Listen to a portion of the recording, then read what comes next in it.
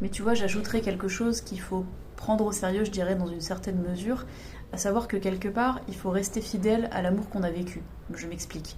Bien sûr, quand on vit un chagrin d'amour, il faut être à l'écoute de ce qu'on ressent, mais il faut aussi être dans l'action. C'est-à-dire, moi, c'est comme ça que je vois les choses, mais à mon sens, il faut couper les ponts avec la personne le plus rapidement possible.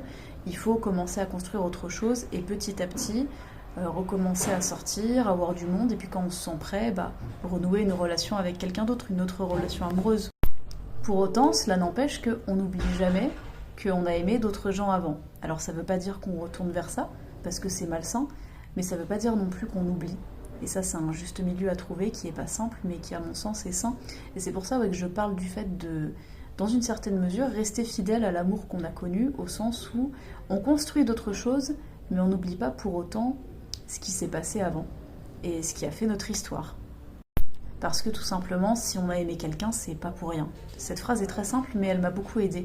Et autre chose qui m'a beaucoup aidée, si tu ne connais pas déjà, je te conseille fortement les vidéos de Nadia Richard. C'est une coach love, love coach, je sais pas trop comment on peut appeler ça, et elle donne aussi beaucoup de conseils très pertinents sur les relations humaines, sur l'amitié, et notamment en amour. Je trouve qu'elle est d'une lucidité incroyable, et Nadia jonge très bien entre un caractère, on va dire, très compréhensif et en même temps quelque chose de très pétillant qui te donne la niaque, qui te dit allez, maintenant on fait ça, ça, ça pour aller mieux et on n'en démord pas.